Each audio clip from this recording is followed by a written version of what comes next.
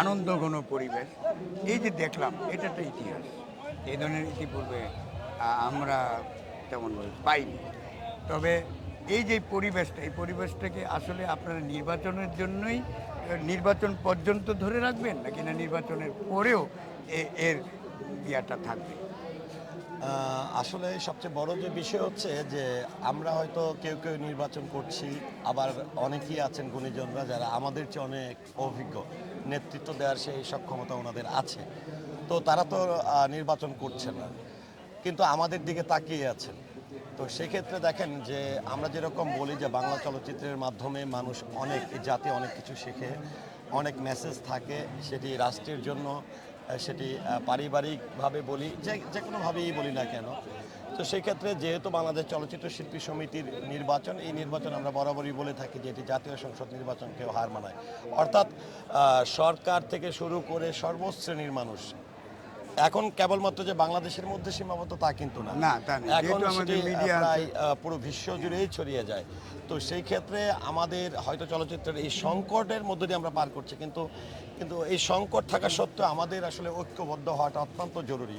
আর যখন আমরা 80-90 দশকের গল্পের কথা শুনি যে আমাদের ক্ল্যাশ বা প্রতিযোগিতা ছিল ভালো কাজের জন্য, কিন্তু একটি পর্যায়ে এসে আমরা দেখেছি এখন এখন অ্যাকচুয়ালি প্রতিযোগিতা হয় খারাপ কাজের জন্য, ভালো কাজের প্রতিযোগিতা খুবই কম পরিলক্ষিত হয়। তো সেই কাজে আমরা যেটি আমি মনে করি যে আমাদের যে 2024-26 যে ক্যাবিনেট ছিল, তো এই ক্যাবিনেটের সম্মানিত প্রেসিডেন্ট জনাব মিশা সওদাগর সাহেব, তিনি যখন আমাদের একদম শেষ মিটিং যখন হয় তখন তিনি কিন্তু একটা কথা বলেছেন যে আসলে আমাদের সকলের উদ্দেশ্য একটাই, শিল্পী এবং সংগঠনের স্বার্থে কাজ করা।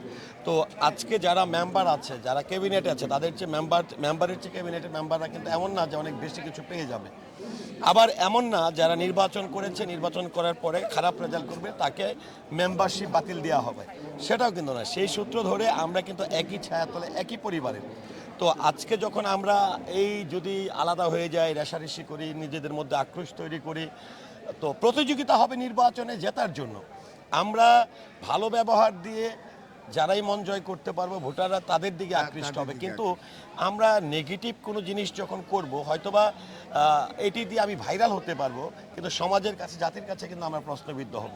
সেই জায়গা থেকে আমরা বেশ ধরে আমি বলতে চাই যে আপনারা মনে করেন, আমি উল্টো দিকেই গেলাম, উল্টো দিকে গেলে যদি মনে করেন ক্যাবিনেটে যারা পাস করে আসবেন, দুই ক্যাবিনেটে বা এককভাবেই যেতে পারে, সেই ক্ষেত্রে যারা আসবে না, মনে করেন আপনি এলেন না, আমরা ধরে নিলাম, তো সেক্ষেত্রে আপনার ভূমিকাটা কি ক্যাবিনেটে যাওয়ার পর চেয়ারে বসার পর যেটা থাকবে সেটার সাথে কি সামঞ্জস্য থাকবে যে আপনি একজন সাধারণ সদস্য হিসাবে সেই শিল্পী সমিতির স্বার্থ সংরক্ষণ এবং চলচ্চিত্রের স্বার্থ সংরক্ষণ এগুলো করবেন কিনা? যদিও আমি জানি আপনি একজন সাংগঠনিক ব্যক্তি, এই মসজিদ নির্মাণ থেকে শুরু করে এবং এখানকার যারা অসুস্থ হয়েছে, যারা বিভিন্ন প্রক্রিয়ায় মারা গেছে বা ইয়ে করেছে, তাদের কাছে আপনি ছুটে যান এবং এই বরাবর এই চরিত্রটা ফলাভাবে প্রচারও হয়েছে।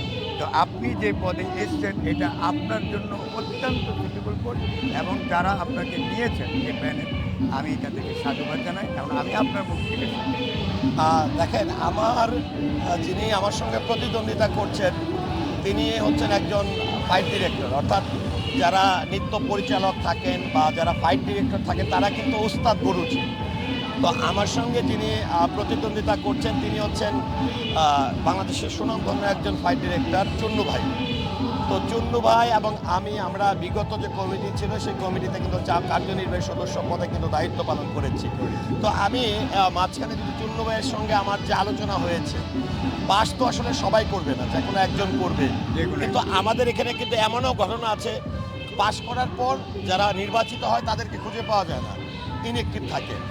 আবার যারা ফেল করে তারা অভিমান করে সংগঠন থেকে দূরে থাকে। তো আমার যেটা হচ্ছে টার্গেট, আমি চুন্নু ভাইকে ওই কথাটি বলেছি যে আমি যদি পাস করি আমি আপনাকে বাসা থেকে ধরে নিয়ে এসে একসঙ্গে কাজ করব, আর যদি ফেল করি তাহলে আমি শক্তিশালী একটা বিরোধী দল হব। হ্যাঁ, কারণ হচ্ছে এখন আমি ফেল করলাম, কিন্তু আমাকে তো 100 মানুষ ভোট দিয়েছে, আমাকে তো 150 মানুষ ভোট দিয়েছে, তাদেরকে রেখে আমি কোথায় যাব? তাদের পাশে হইলেও থাকতে হবে। হ্যাঁ, তাদের পাশে থাকা মানে আমার সমষ্টিগতভাবে সকল শিল্পীদের পাশে থাকা।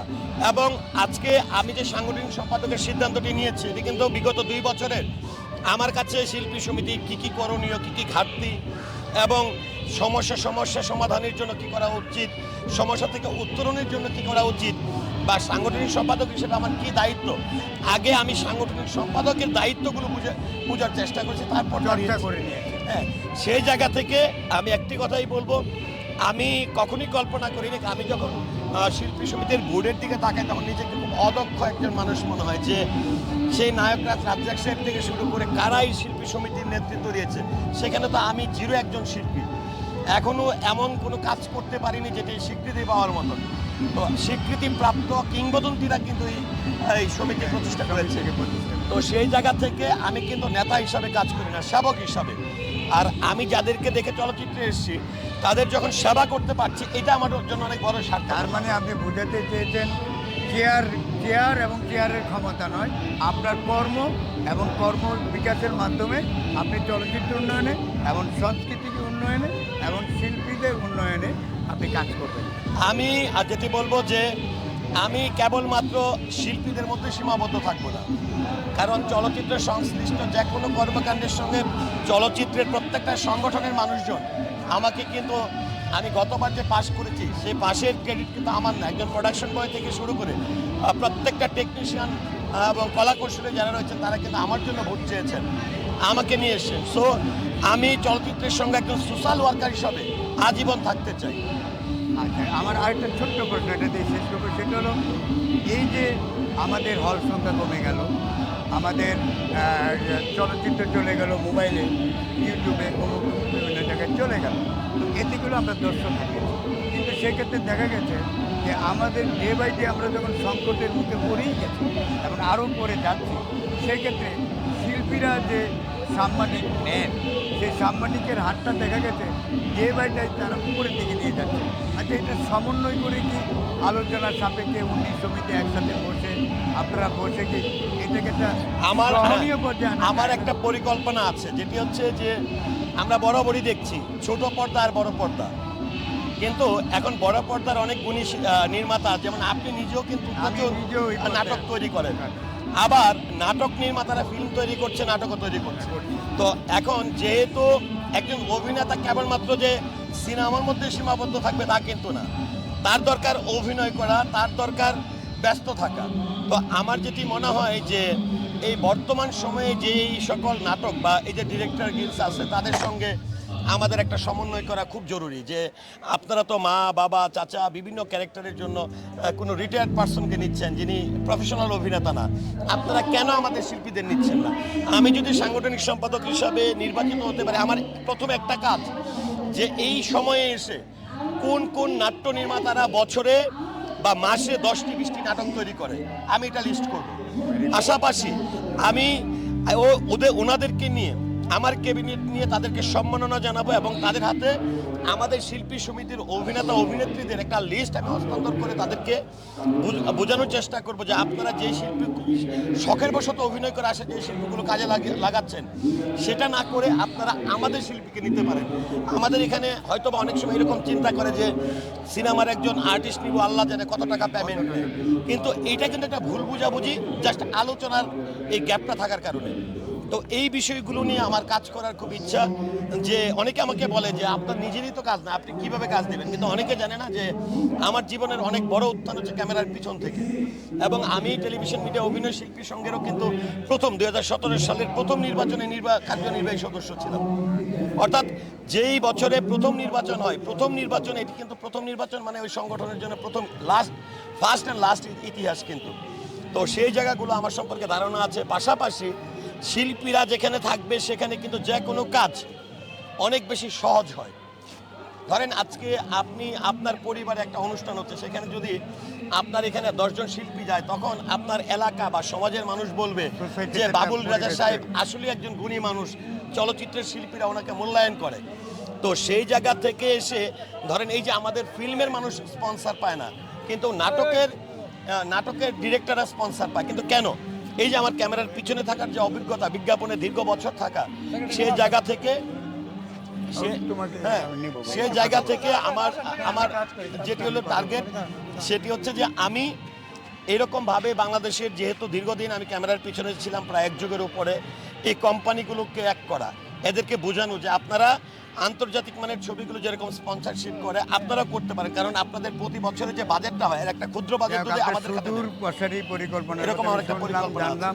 তো আপনি ভোটারদের উদ্দেশ্যে কিছু বলুন। যেটি আমি বলবো যে আসলে আমি বাংলাদেশ চলচ্চিত্র শিল্পী সমিতির 2026-27 এই নির্বাচনে শিবাসানু জয় চৌধুরী প্যানেল থেকে নির্বাচন করছি। আমার হয়তোবা গত দুই বছরে অনেক ভুলভ্রান্তি থাকতে পারে, তবে অনেক কিছু আমার কাছে প্রতীয়মান যে আসলে শিল্পী এবং সংগঠনের স্বার্থে কি কাজ করার দরকার। তো যারা এই বাংলা চলচ্চিত্রকে নিয়ে অনেক ধরনের কথা বলে থাকে, শুধু একটা কথাই বলবো যে আমরা যারা এই চলচ্চিত্রে কাজ করি তারা আপনাদের সন্তান, এই দেশের সন্তান। আজকে যদি চলচ্চিত্র ধ্বংস হয়ে যায়, আমাদের হাজার হাজার এই ক্যামেরার পিছনে থাকা মানুষ বেকার হয়ে যাবে। সো আমি রিকোয়েস্ট করব, হলে আসুন, বাংলা ছবি দেখুন। আর যেহেতু আমি এবার নির্বাচন করছি, আমি আমার ভোটারদের কাছে আপনাদের মাধ্যমে ভোট প্রার্থনা করছি, পাশাপাশি সারা দেশে যারাই আমার ভিডিওটি দেখবেন সকলের কাছে আমি দোয়া প্রার্থনা করছি। আসসালামু আলাইকুম। জয়ের টাকা